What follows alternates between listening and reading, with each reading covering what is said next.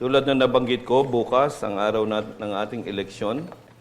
At hindi ako mangangaral tungkol sa eleksyon sapagkat nagsirye na si Pastor Ismael sa pagpili ng inyong iboboto.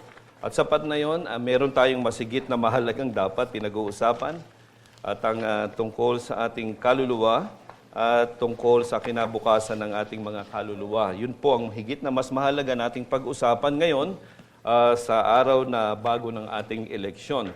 Ako lamang ay namamangha sapagkat yung mga nag-organize ng mga debate ng mga presidente ay ginawa nila yon upang sila ay mag-away-away. Hindi ko maintindihan kung bakit mga issue na laban sa isa't isa ang binigyan ng masusing pansin na nakapagsalita ng masasamang salita ang bawat isa sa isa't isa. At yun ay nakalulungkot, imbis na ating narinig ang kanilang mga plataporma ng malinis, hindi natin narinig masyado yun, bagkos yung mga nilang mga bangayan, masasamang salita, yun ang ating mga narinig. Kaya ang mga tao na mayroong kanilang mga gustong iboto, nag-aaway-away din naman. Yun ang problema natin. At sa mga salitang napakasasakit na mga binitiwan ng mga kandidatong ito, sa kahuli-hulihan kaya magpapatawaran sila. Yun ang isang issue. O pag-upo nila, maaaring sinasabi, maghintay kayo pag akong nanalo kung sino ako. Parang ganon, merong paghihiganting nakahanda at tila yun ang nangyayari pagkatapos ng eleksyon. Alam po ninyo, ang pagpapatawad ay hindi natural sa atin, mga makasalanan. Mas gusto nating magkimkim ng galit, sama ng loob sa ating mga puso. Mas gusto nating magkimkim ng pagkakataon upang tayo'y makahiganti, imbis na magpatawad. Yun po ang natural. At alam po ninyo yon na hindi madali ang magpatawad. Madaling magalit, madaling magkimkim ng sama ng loob kaysa magpatawad. Pero bilang mga mananampalataya po, na mga tinubos ng ating ng Panginoong Jesucristo sa kanyang banal na dugo, bilang binigyan ng bagong buhay sa pamamagitan ng kapanganakan mamuli, bilang mga taong binigyan ng bagong puso't buhay, bilang mga taong pinananahanan ng banal na Espiritu, binigyan po tayo nitong kakayahan na magkaroon ng pusong mapagpatawad sa isa't isa. At gaano mang kahirap, talagang nararapat tayong magpatawad. Ang pagpapatawad ay bahagi ng buhay ng isang mananampalataya. Ito'y marka ng isang tunay na mananampalataya. Kung hindi ka makapagpatawad, ay meron kang problema doon sa basihan ng pagpapatawad, yung pagpapatawad ng Diyos sa iyo. At ito po ay dapat nating tunghayan. Kaya yung mensahe ko para sa inyo sa umagang ito, sa mundong ito na bumagsok sa kasalanan na kung saan ang pagpapatawad ay tila mailap, tayo, hayaan natin ang Biblia magsalita sa atin tungkol sa pagpapatawad upang tayo ay mamuhay bilang mga taong pinatawad at nagpapatawad. People who are forgiven and are forgiving. Dapat nating maisabuhay ang katotohanan niyan. Ito'y usapin ng giyera at kapayapaan. Ito'y usapin ng buhay at kamatayan. Ito'y usapin ng langit at impyerno. Ito'y usapin ng pagpapala ba o kahatulan sa dakong huli. Kanya napakahalaga po ng ating pag-aaralang serye. Maikling serye lang ito. Ang tungkol sa pagpapatawad na itinuturo sa atin ng Biblia, biblical forgiveness. At sa umagang ito, ay tatalakayin lang natin ang batayan ng lahat ng pagpapatawad, ang Diyos na mapagpatawad. Yun po ang ating tutunghayan sa umagang ito.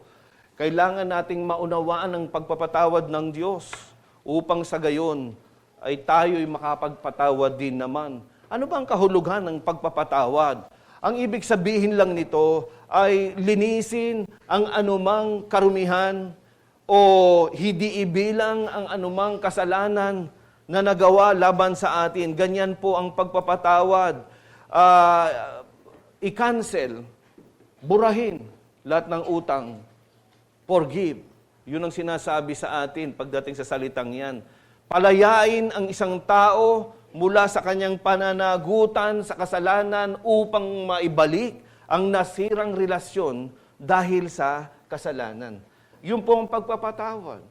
Ang kanyang ultimate na layunin upang maipanumbalik ang nasirang relasyon dahil sa offense, dahil sa kasalanang nagawa. Now, ang Biblia, ipinipresenta sa atin ang pagpapatawad sa dalawang dimensyon. At una, ito yung tinatawag na patayong dimensyon, vertical. Divine forgiveness, ang pagpapatawad ng Diyos.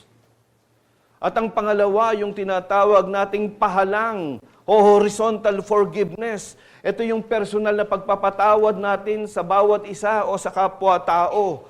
Dalawa pong bagay yan. Ngunit makikita natin ang pagpapatawad sa isa't isa ay hindi maaaring maunawaan maliban na ating maunawaan ang pagpapatawad ng Diyos. We can never understand forgiveness apart from God's forgiveness. So ngayong umaga, ito nga ang aking gustong gawin. Mag-focus tayo sa ating Diyos na nagpapatawad. Ito po ang katangian ng ating Diyos. Siya ang Diyos na mapagpatawad. Isa sa mga na ako'y napafascinate na pangyayari sa Bagong Tipan ay yung Ebanghelyo ayon kay Lucas sa Kapitulo 24. At makikita po natin doon na ang Panginoon, nagpakita siya pagkatapos niyang nabuhay mula sa mga patay, nagpakita siya sa kanyang mga alagad. At sa pagkakataong ito, nagpakita siya sa kanyang dalawang alagad doon sa Emmaus. At makikita natin doon kung paanong itinuro niya. Ito'y napakagandang Bible study na nangyari. Parang ang sarap siguro kung ako yun eh. Bible study ako mismo ng Panginoon eh. Sinabi ng Panginoon mula sa lumang tipan, sa mga kautusan, hanggang doon sa mga propeta, itinuro sa kanila, doon sa dalawang yun, ang tungkol sa kanyang pagdurusa, kamatayan at pagkabuhay mamuli. Pinaliwanag niya at ipinagtibay niya sa salita ng Diyos ang mga bagay na yon at kaganapan sa pamamagitan niya. At pagkatapos makikita natin sa bersikulo 44 hanggang 48, Bible study niya ang kanyang mga alagad mismo. Ang mga apostol niya, 11 na naruroon. Muli niyang ipinaliwanag sa kanya mula sa lumang tipan, sa kautusan, at doon sa mga propeta, at gayon sa mga salmo, sinabi niya, ang lahat ng mga salita na tumutukoy sa kanyang pagdurusa, kamatayan, pagkabuhay mamuli. At yun, sinasabi ng Panginoong Yesus, ang dahilan kung bakit yan ay naganap ayon sa plano ng Diyos ay upang ang mensahe ng pagsisisi para sa kapatawaran ng kasalanan ay maipangaral mula sa Jerusalem hanggang sa lahat ng mga bansa. Yun po ang puso ng ating Diyos mulat sa pool. Bakit niya tinupad ang kanyang mga sinabi sa lumang tipan, sa katauhan ng Panginoong Jesucristo? Dahil nasa puso niya ang patawarin ang mga makasalanan. Yun ang mensahe ng Ebanghelyo. Pagsisisi para sa kapatawaran ng kasalanan sa pamamagitan ng Panginoong Jesucristo. Kaya napakasaya siguro kung nandoon tayo sa Bible study ngayon na ginawa ng ating Panginoong Jesucristo na iyong dahilan that repentance for the forgiveness of sins will be proclaimed to all the nations beginning from Jerusalem hanggang sa lahat ng mga bansa. Ang Diyos natin ay ang Diyos na mapagpatawad, mga kaibigan, mga kapatid. Ang salita ng Diyos ay paulit-ulit na binibigyan niya ng pansin at diin na ang Diyos natin ay ang Diyos na papagpatawad. At tutunghayan natin ang talata ngayon sa lumang tipan, sa binasa kanina sa atin, sa Exodo 34. Buksan po natin dito sa Exodo 34. Paliliwanag ko lamang sa inyo ang mga talatang ito. Alam po ninyo ang pangyayari dito sa Exodo 34, na nandoon sila sa bundok ng Sinai, si Moises, at pagkatapos ay ngayon, palayag na sila o pasimula ng maglakbay patungo sa lupang pangako. At sinabi ni Moises sa Panginoon, hindi kami mag-uumpisang lumakad hanggat hindi mo pinapangako magiging kasama ka namin. At sinabi ng Panginoon, oo Moises, ang presensya ko ay sasama sa inyo. Kaya, dahil sa pangakong yon, naghahanda sila para maglakbay na. Ngunit, ito naman si Moises, ebusado. Hindi na kontento na hingi ng presensya ng Diyos sa kanilang paglalakbay upang mag-umpisa sila ng paglalakbay. Hiningi pa niya, gayon nga, Panginoon, ipakita mo sa akin ang iyong kaluwalhatian, sabi niya. Ang bait ng Panginoon, tinugon uli. Moises, ipakikita ko sa iyo ang aking kaluwalhatian, pero hindi mo makikita ang kabuuan ng aking kaluwalhatian sapagkat walang sino man ang nakakita sa akin na hindi namatay. Makikita mo lamang ang aking likod, hindi ang kabuuan ng aking kaluwalhatian. Kanya pagdating sa Kapitulo 34, dahil sa pangakong yun ng Panginoon, inutusan niya si Moises, yung dalawang bato na aking sinulat sa aking mga daliri, ang 10 utos na iyong binasag dahil sa kasalanan ng Israel, gumawa ka ulit ng 2 pitak na bato at isusulat ko muli ang 10 utos. At pagkatapos noon, makikita na natin dito ang pagpapahayag ng Panginoon sa versikulo 5. Ang Panginoon ay bumaba sa ulap at tumayong kasama niya roon at ipinahayag ang pangalan ng Panginoon. Ito na. Ang Panginoon ay nagdaan sa harapan niya. Nagdaan sa harapan ni Moises. At sinabi ang Panginoon, isang Diyos na puspos ng kahabagan at mapagpala, hindi magagalitin, at sagana sa wagas na pag-ibig at katapatan, na nag-iingat ng wagas na pag-ibig para sa libo-libo. Nagpapatawad ng kasamaan, ng pagsuway at ng kasalanan. Ngunit sa anumang paraan ay hindi ituturing na walang sala ang may sala, na dinadalaw ang kasamaan ng mga ama at sa mga anak, at sa mga anak ng mga anak hanggang sa 3 at 4 na nasalinlahi. Dito po makikita natin, pinakita ni Moises, ng Diyos kay Moises ang kanyang kaluwalhatian sa pamamagitan ng kanyang mga sakdal na katangian. Ang kaluwalhatian ng Diyos ay ating mamamalas sa ating pagmamatiyag sa salita ng Diyos tungkol sa sakdal na katangian ng ating Panginoong Diyos. Sa kabilang banda, binanggit niya ang isang grupo na positibong katangian ng Diyos tungkol sa kanyang pagmamahal, tungkol sa kanyang kahabagan, tungkol sa kanyang saganang biyaya, tungkol sa kanyang banayad na pagkagalit, tungkol sa lahat ng kanyang ginagawa at kasama ang pagpapatawad ng mga kasalanan, ngunit yung isa, binanggit niya, hindi ko palalampasin ang may sala. So nakikita natin doon na napakaganda ng kapahayagan na yun.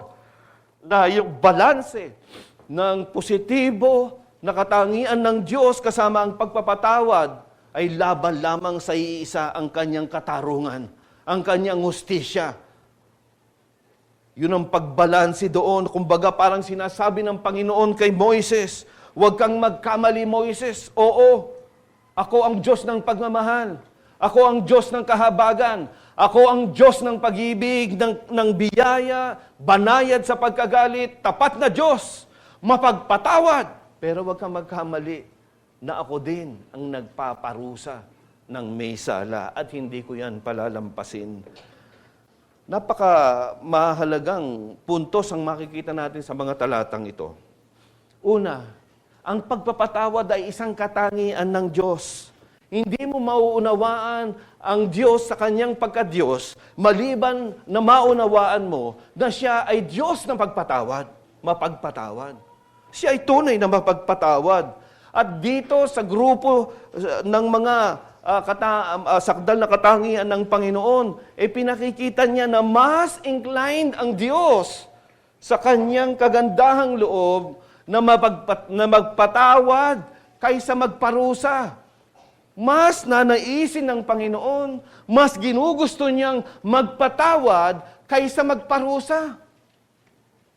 Kaya, makikita natin palagi ang apila ng salita ng Diyos, magsisi kayo para sa kapatawaran ng inyong kasalanan sapagkat kung hindi palalampasin ng Diyos ang may sala.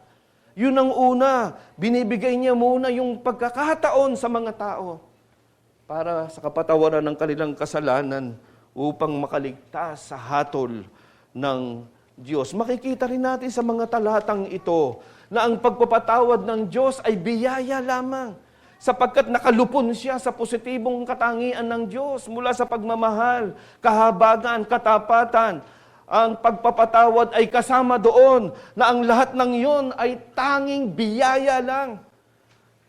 Yon ay divine grace. Kapag nagpatawad ang Panginoon, hindi dahil kailangan mong patawarin o hindi dahil ikaw ay karapat dapat patawarin. Papatawarin ka niya dahil siya ang Diyos na papagpatawad. Walang sino man ang karapat dapat na patawarin, pero ipinakikita sa ating doot dito na dahil katangian niyang pagpapatawad, patatawarin niya tayo. Yun ang sinasabi niya sa atin dito. Maski tayo'y dapat parusahan, yun ang dapat sa atin.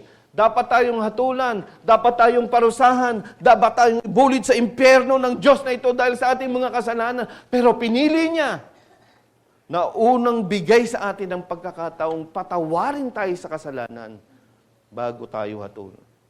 Yun po ang napakagandang mensahe para sa atin. Si Nehemiah po, bumalik-balik siya dito, doon sa Nehemiah 9:17. Dito makikita natin, sinabi doon, itong mga Israel talaga na nagkasala sila paulit-ulit hanggang na-exile sila sa Babylonia. At pagkatapos ibinalik na sila dito sa Jerusalem, makikita natin, sinabi doon, sila pa rin ay tumangging sumunod. At gusto pa nilang bumalik doon sa Ehipto, yung nire-relate niya yung mga pangyayari. Pero sinabi niya ang katotohanan, sinabi niya, ngunit, ikaw ay Diyos na handang magpatawad. Kita niyo? Ang Diyos natin ay handang magpatawad, mapagbiyaya, mahabagin, banayad sa pagkagalit, at punong-puno ng pagmamahal. At hindi niya kayo itatakwil. Doon mapila si Nehemiah. Sa Diyos na mapagpatawad sa kabila ng kanilang paulit-ulit na kasalanan. Bumalik siya doon eh. Ang Diyos natin mapagpatawad. Gayon din ang ginawa ni David sa paulit-ulit niyang apila sa mga sa awit, sa Psalms 86. Nandoon ang kanyang dalangin sa Panginoon. Sabi niya, ikaw, O Panginoon, ay mabuti at mapagpatawad. Sa awit 134, gayon din ang sinabi, ikaw ang Diyos na mayroong pagpapatawad. Ikaw ay dapat katakutan, punong-puno ka ng pagmamahal sa lahat ng tumatawag sa iyo. Ganon nila kilala ang Panginoon. Ganon kilala ni David ang Panginoon niya. Na sa kabila ng kanyang mga pagsalansang kasalanan, alam niya ang Panginoon niya, patatawarin siya. Babalik at babalik siya sa katangian ng Diyos na mapagpatawad. Si Daniel din, bumalik siya na bumalik sa katotohanan niya. Daniel chapter 9 and verse 9. Sinabi niya, sa amin, Panginoon, ay kahihiyan. Sa aming mga hari, sa aming mga pinuno, sa aming mga magulang, sapagkat kami ay nagkasala laban sa iyo. Pero ibinigay niya yung kabila nito. Ngunit ikaw, O Diyos, ikaw ang aming Panginoong Diyos, na kung saan punong-puno ng kahabagan at kapatawaran. Maski kami nagrebelde laban sa iyo, hindi ka nagbabago. Ikaw ang Diyos na papagpatawad. Doon sa Jeremias 31 hanggang 34, alam po ninyo, nandoon yung bagong tipan na pangako. And the blessing of the new covenant. At isa sa pagpapala ng bagong tipan, ang sinabi doon, patatawarin ko sila sa lahat ng kanilang kasamaan, sa lahat ng kanilang mga kasalanan, at hindi ko na aalalahanin lahat yon. Binasa natin kanina sa Hebreo 10, at gayon din sa Hebreo 8, ang katuparan nun kay Kristo Jesus, ang minsanang handog para sa kasalanan, merong kapatawaran ng kasalanan. At sinasabi ng Panginoon, sa bawat na kay Kristo, sa bawat na kay Jesus, hindi ko na ibibilang ang kanilang mga kasalanan. Bagamat hindi ko makakalimutan ang lahat ng kanilang mga kasalanan, pinili ko na wag nang alalahanin yon para hatulang ko sila sa kanilang mga kasalanan. Ganun ang ating Diyos eh. Sa bagong tipan ay talagang makikita natin ang paulit-ulit na panawagan, magsisi kayo para sa kapatawaran ng inyong kasalanan, sapagkat ang Diyos natin ay mapagpatawad. Yan ang iyong Diyos, kapatid. Kaibigan, ito ang Diyos ng Biblia. Ang Diyos na ito ay mapagpatawad sapagkat siya ang Diyos ng kapatawaran. At kanya minumungkahi ko sa inyo, kaibigan, kapatid, basahin mo ang salita ng Diyos mabuti at makikita mo ang napakagandang istorya ng pagpapatawad ng Diyos. Kung papaano niya ginanap ang kapatawaran sa pamamagitan ng kanyang bugtong na anak, ang ating Panginoong Hesukristo, doon sa kanyang handog, sakripisyo sa krus para sa kapatawaran ng kasalanan. Basahin mo yan, napakagandang kasaysayan yan sa Biblia. Pero may problema ang Panginoon dito eh. Kasi sa kabila na siya ang Diyos na papagpatawad, sinabi niya, ako din ang Diyos ng katarungan. Yun ang dilema niya eh. Hindi niya pababayaan lamang ang mga may sala.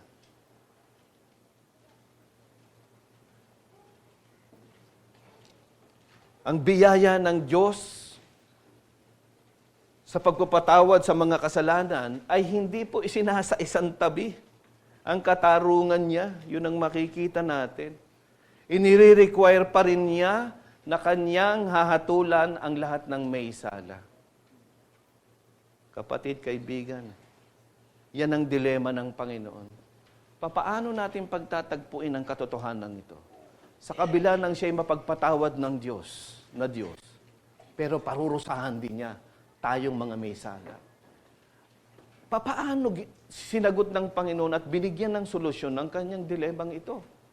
Na sa kabila ng siya ay mapagpatawad, pero hindi niya tayo palalampasin sa ating mga kasalanan.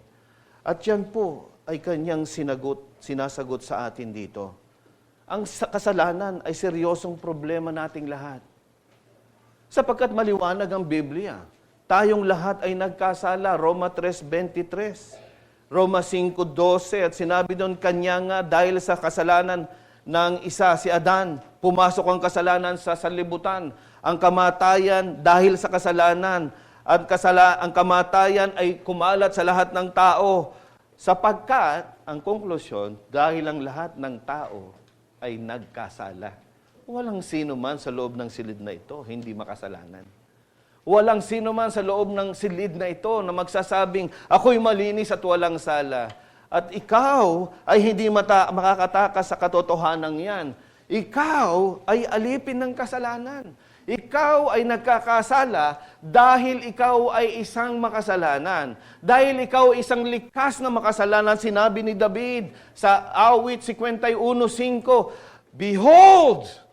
Doon pa lang sa sinapupunan ng aking ina, ipinaglihi niya na ako sa kasalanan. Nakita ni David na siya'y nagkakasala dahil siya'y may likas na makasalanan. Pasimula pa lamang nang nabuo siya sa sinapupunan ng kanyang ina. At ganun lahat tayo.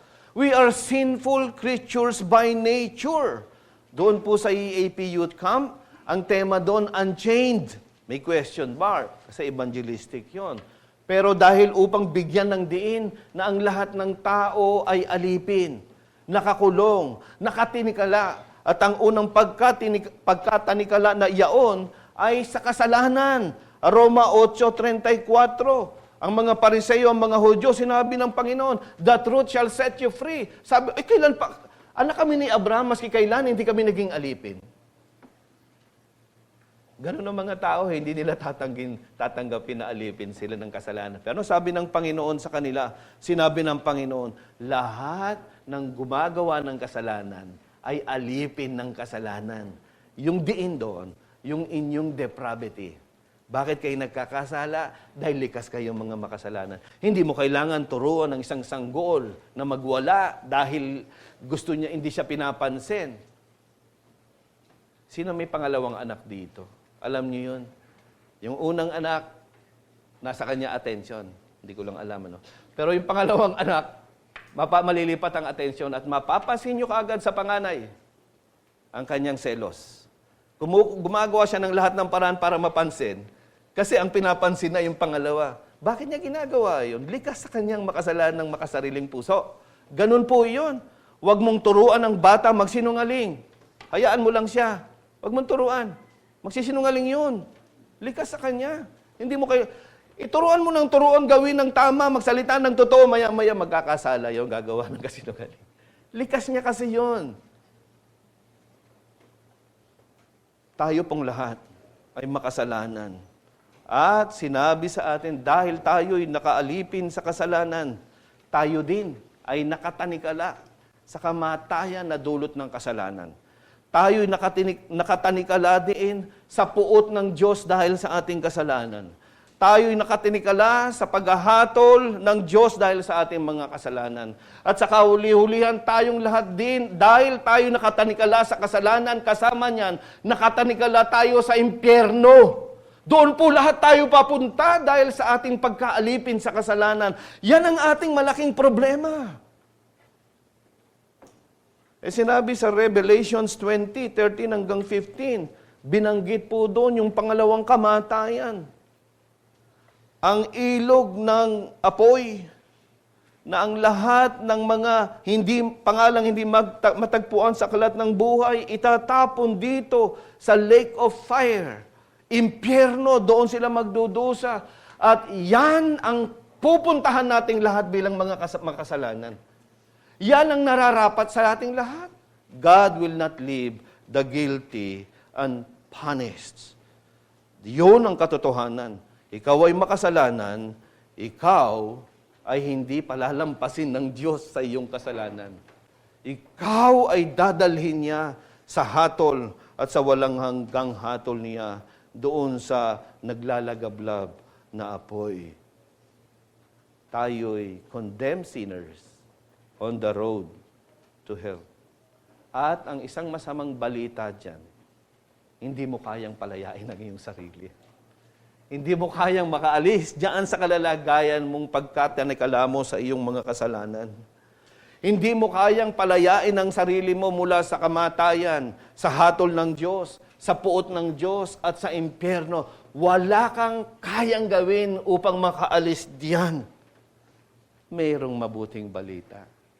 Ang Diyos ang gumawa ng paraan para tayo makalaya diyan, para tayo makaalis sa ganyang kalalagayan.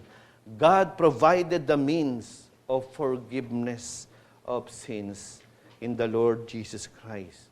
Kanya ang pagpapatawad po is all of God and all of grace.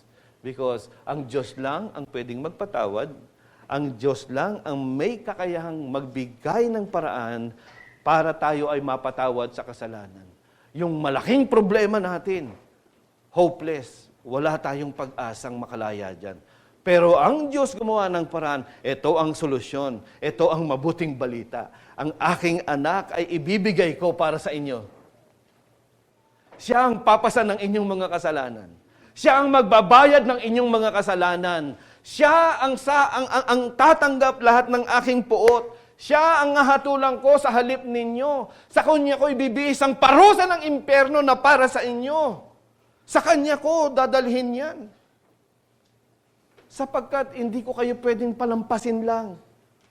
Para sa Diyos, may halaga ang Kanyang pagpapatawad. Ang halagang ito ay ang Kanyang anak na Kanyang ibinigay bilang sakripisyo para sa kapatawaran ng ating mga kasalanan. Si Jesus lang ang solusyon. Siya ang solusyon ng Kanyang dilema.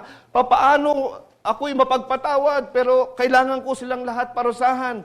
Ito ang Kanyang tugon sa gitna. Ang aking anak. Siya ang magbabayad para sa inyo upang ang kasalanan ay paparusahan ko pa rin. Ang kasalanan ay papatawang ko pa rin ng puot ko. Ngunit sa aking anak upang maalis sa inyo. Upang kayo'y makaligtas doon at magkaroon ng kapatawaran sapagkat ibubuhos ko sa aking anak ang lahat ng aking galit. Ganon siya umiyak sa cross ng Kalbaryo, Ama, bakit mo ako pinabayaan? Sapagkat sa madilim na sandaling iyon, ibinubuhos ng Ama ang lahat ng Kanyang hatol, ang Kanyang lahat ng puot. Dinadanas ng Panginoong Yesus ang impyerno ng kasalanan na hindi Kanya. Kasalanan dala-dala niya, mga kapatid. Na kasalanan natin, hindi Kanya. Pero pinagdusahan niya doon sa krus ng Kalbaryo. Sa binasa natin kanina sa Leviticus 16, 19 hanggang 34, makikita po natin doon. Simula pa lang sa bayang Israel, ang kanyang piniling tao sa lumang tipan, nagbigay na siya ng paraan para mapatawad sila sa kanilang kasalanan. Ang sakripisyo ng hayop. upang mapatawad sila sa kanilang kasalanan, upang matanggal ang kanilang mga kasalanan. Ngunit paulit-ulit nilang ginagawa yung taon-taon. Kaya pagdating natin sa aklat ng mga Hebreo, hindi talaga nakapag-aalis ng kasalanan ng mga sakripisyo ng hayop. Ang makakapag-alis lamang ay ang minsanang sakripisyo ng anak ng Diyos. Ang tupa ng Diyos na nag-aalis ng kasalanan. Ang kanyang minsang sakripisyo, yun ang lubos na makakaalis ng kasalanan. Hindi taon-taon. Kailangan siyang ihandog kagaya ng misa ng Katoliko. Minsan lang yun at hindi na uulitin. Ang kapatawaran ay minsanan niyang ginawan ng paraan sa kanyang kamatayan doon sa cross ng ating Panginoong Yesus. Ito yung paraan ng kapatawaran. Ang pagpapatawad ng kasalanan ay ginanap ng ating Panginoong Jesucristo minsan lamang sa pamamagitan ng sakripisyo ng Panginoong Yesus doon sa cross ng Kalbaryo. Siya na walang sala, ngunit siyang tumindig na may sala. 2 Corinthians 5:21. Pinasan niya ang lahat ng ating mga kasalanan as 2 Peter 2:24.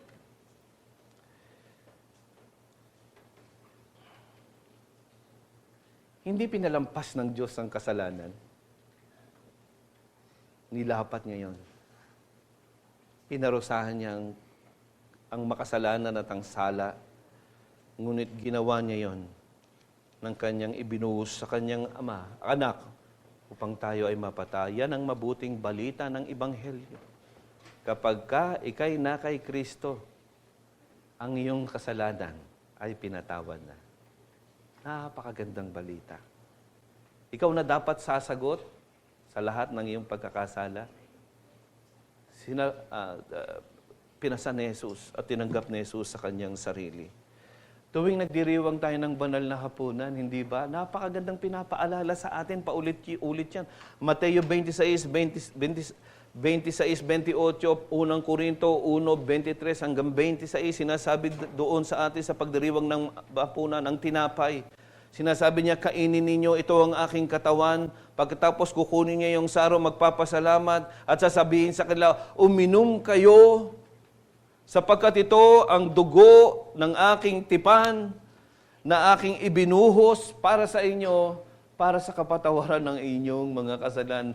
Every time we celebrate the Lord's Supper, it is a reminder that Christ has forgiven us of all our sins on the cross of Calvary. Brethren, palagi mo bang inaalala yan sa banal na hapunan? Na ang iyong maghahari sa pag-iisip mo tuwing iyong ipagdiriwang ang banal na hapunan. Namatay si Jesus para patawarin ako sa aking mga kasalanan. Kanya makikita nating paulit-ulit, dahil kay Jesus na merong solusyon ng Diyos para sa kapatawaran ng kasalanan. Sinabi niya sa Acts 13:38, kanya nga, inyong malaman ng lahat, mga kapatid, sinabi niya na sa pamamagitan ni Jesus, ang kapatawaran ng mga kasalanan na ay dapat ninyong ipangaral. Tayo na mga pinatawad, anong sinabi niya? Ipangaral natin ang mabuting balita na mayroong kapatawaran ng kasalanan kay Kristo Jesus.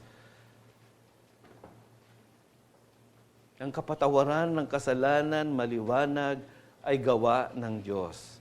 Ito ay divine grace. Biyaya lamang ng ating Diyos. O anong klaseng mapagpatawag na Diyos ito? Na gumawa ng paraan na kanyang ipinagdusan at kanyang sariling anak dahil sa paraang kamatayan sa krus para sa kasalanan. Na kinailangan niyang parusahan ang kanyang sariling anak para lamang sa kapatawaran ng kasalanan. Naiintindihan niyo ba yun? Mga kapatid, yun ang iyong kalalagayan. Nagkakasala ka ba ngayon? 1 John 1:9, He is faithful and just to forgive you of your sins. Confess your sins and He will be faithful and just to forgive you of all your sins. Ganon mga kapatid. Ganon kalaking biyaya ito na sa tuwing tayo magkakasala, ito yung sinasabi sa atin. may kapatawaran kay Kristo. Ngunit, alam nating lahat na ang kapatawaran ng Diyos ay hindi lamang niya ibinibigay ng gano'n na lamang. May kondisyon, mga kaibigan. Sinabi niya, una sa lahat ang kondisyon ng kanyang pagpapatawad, pananampalataya. Hindi mo matatanggap ang kanyang kapatawaran maliban ikaw ay sumampalataya. Maniwala na si Jesus ang siyang tanging paraan para sa kapatawaran ng iyong kasalanan. Na si Jesus sa pamamagitan ng kanyang minsang sakripisyo doon sa krus ay ang tanging paraan para sa kapatawaran ng iyong mga kasalanan. Kailangan mong paniwalaan na ang kamatayan niya ay para sa iyo, na ang kamatayan niya ay kamatayan mo, na kanyang tinanggap sa kanyang sarili. Kailangan mong pagkatiwalaan na kaya kang talagang hugasan ni Jesus sa iyong mga kasalanan. Na kailangan mong talikuran ng lahat mong iniisip na paraan para ikaw ay maligtas at mapatawad sa kasalanan. Nakakapit ka lang kay Kristo Jesus. Yun ang pananampalataya. Kaibigan, yan ba ay ginawa mo na? Yan ba ay nasa iyo na? Ikaw ba'y talagang nananalig kay Kristo? Inilagak mo na ba ang buong tiwala mo kay Kristo para sa kapatawaran ng iyong kasalanan? O baka hanggang ngayon umahawak ka pa rin sa iyong pwedeng hawakan. Pinanganak naman ako sa Kristiyanong pamilya. Nag-a-attend naman ako ng linggo-linggo sa CRBC o sa anumang church. Pinanganak ako o ako'y nabautismo, ganyan. Ako'y mabuti naman at hindi ako masama. Hindi naman siguro ko hahatulan ng Diyos. Nagkakamali ka. Walang paraan maliban sa Panginoong Jesucristo. Pananampalataya, yan ang unang hinihingi ng kapatawaran. Maliban na ikaw ay sumampalataya, walang kapatawaran para sa iyo. Hangga't di mo tinatanggap ang ginawa ni Jesus para sa kapatawaran ng kasalanan. Ngunit ang pangalawa ay pagsisisi. Kaya nga palaging, repentance precedes forgiveness. Nauuna palagi yon. Magsisi kayo para sa kapatawaran ng inyong kasalanan. In other words, no forgiveness unless you repent. Kailangan ka munang magsisi sa iyong mga kasalanan.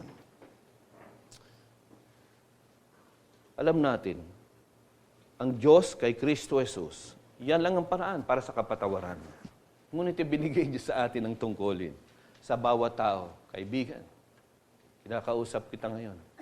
Ang kapatawaran ay ibinibigay sa mga nagsisisi sa kanilang mga kasalanan. Kanya paulit-ulit, repentance for the forgiveness of sin. Ano bang pagsisisi? Paalala ko lang sa inyo. Ang pagsisisi ay ang pagbabago ng isip tungkol sa kasalanan. Ang pagsisisi ay ang pagtalikod sa kasalanan. Ang pagsisisi ay ang pagkamuhi sa mga kasalanan. Ang pagsisisi ay iyong determinasyon na hindi mo na muling gagawin ang kasalanan mo. Ang pagsisisi ay ang pagtitiwala kay Kristo na patatawarin ka niya sa iyong mga kasalanan. Yun ang kabuuan ng pagsisisi. Ikaw ba, nagbago na ang isip mo sa kasalanan mo? Ito ba'y ikinumpisal mo na sa Panginoon? Ikaw ba ay nabagabag at nagdulot ng kalungkutan sa iyo ang iyong mga kasalanan? Ikaw ba ay tumalima at tumalikod na sa mga kasalanan mo? Ikaw ba ay nagkaroon ng pagkamuhi sa iyong mga kasalanan? At ikaw ba ay nagkaroon na ng bagong direksyon sa iyong buhay na hindi mo nagugustuhing mamuhay pa sa kasalanan? At ikaw ay nagtitiwala na si Jesus ang magpapatawad ng iyong kasalanan sapagkat kung hindi ka pa nagsisisi. Wala ka pang tunay na pagsisisi. At hindi mo matatanggap ang kapatawaran hanggat wala sa iyo ang tunay na pagsisisi, kaibigan.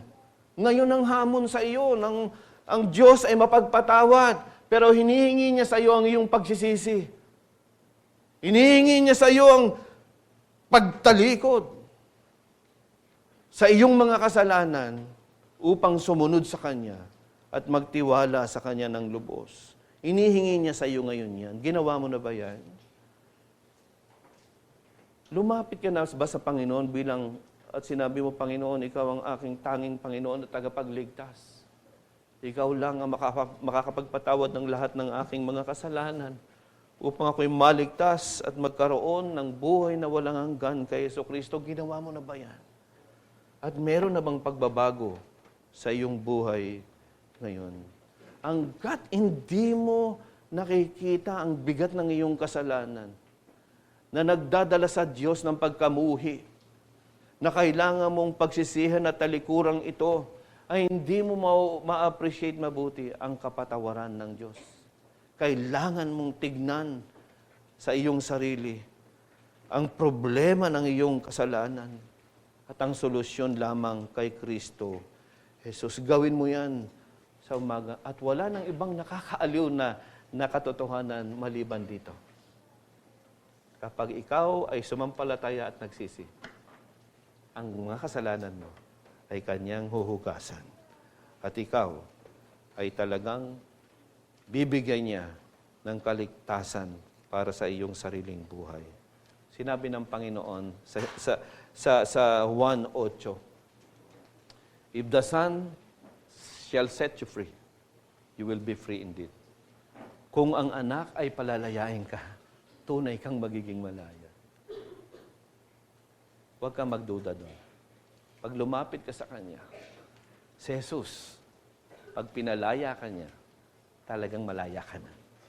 Kaibigan, kapatid, yan ay isang katotohanan. Kaibigan, yan ang hamon sa iyo. Pag pinalaya ka ni Jesus, tunay ka magiging malaya sa iyong kasalanan.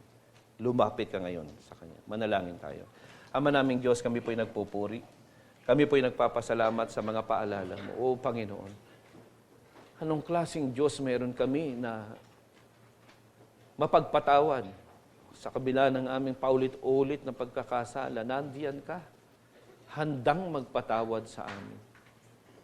Gayon din, salamat sa pagpapaalala mo sa amin, sapagkat ikaw din ang Diyos na makatarungan at hindi mo hahayaan ng may sala na di pinarurusahan.